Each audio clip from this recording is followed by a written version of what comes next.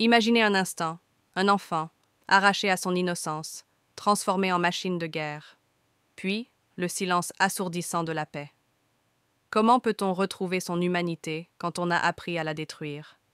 C'est la question poignante que nous pose ce livre extraordinaire. Salut à tous, les passionnés de lecture. Bienvenue sur Chapter Crunch, votre rendez-vous littéraire. Aujourd'hui, nous allons plonger au cœur d'une histoire qui ne vous laissera pas indifférent. Accrochez-vous, car l'aventure commence. Restez jusqu'à la fin pour percer tous les secrets de ce roman qui a touché des milliers de cœurs. Mais avant de commencer, n'oubliez pas de liker et de partager cette vidéo à un ami pour soutenir la chaîne et améliorer son référencement. Votre soutien, c'est le moteur de notre passion. Le retour de l'enfant soldat est un roman bouleversant écrit par François d'Assise, NDIH.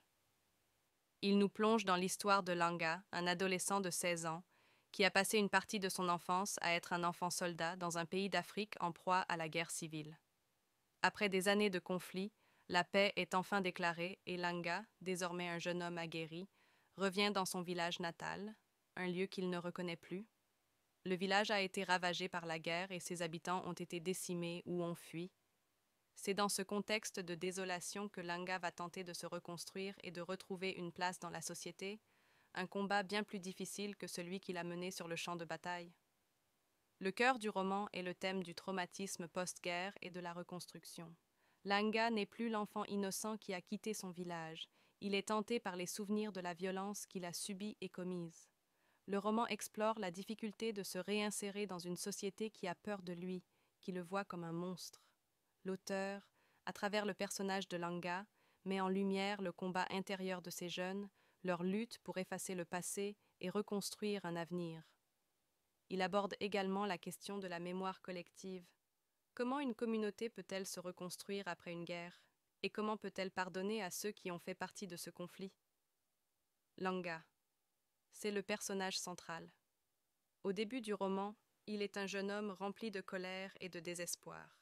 Il porte le fardeau de la guerre sur ses épaules et a du mal à s'ouvrir aux autres. On le voit évoluer tout au long du roman, il va peu à peu s'ouvrir et apprendre à faire confiance. Il va notamment se lier d'amitié avec une vieille dame qui va l'aider à se réconcilier avec lui-même. La vieille dame. Elle est un personnage symbolique, représentant la sagesse, le pardon et l'espoir. Elle ne juge pas Langa. Elle l'accueille avec amour et compassion. Elle est un phare dans la nuit de Langa. Elle lui montre le chemin de la rédemption. Le style d'écriture de François d'Assise, NDIH, est à la fois simple et poignant. Il utilise une narration à la troisième personne pour nous immerger dans les pensées et les émotions de Langa, créant une intimité avec le personnage principal. Son écriture est directe et sans fioriture, ce qui rend le récit d'autant plus puissant. Les descriptions sont précises et nous permettent de nous imaginer dans le village de Langa, de ressentir la poussière, la chaleur et l'odeur de la terre. Le village. Le village de Langa est un symbole de la destruction de la guerre, mais aussi de l'espoir et de la renaissance. Bien qu'il soit ravagé, il reste le lieu où Langa peut espérer retrouver ses racines et se reconstruire. Le regard de Langa. Au début du roman, les yeux de Langa sont souvent décrits comme vides, froids, reflétant la violence qu'il a vécue. Au fur et à mesure qu'il se réconcilie avec lui-même, son regard se remplit à nouveau de vie, d'espoir et d'humanité. Mes chers amis, ce roman est bien plus qu'une simple histoire de guerre. C'est une ode à la résilience, au pardon et à la capacité de l'être humain à se reconstruire, même après les pires épreuves.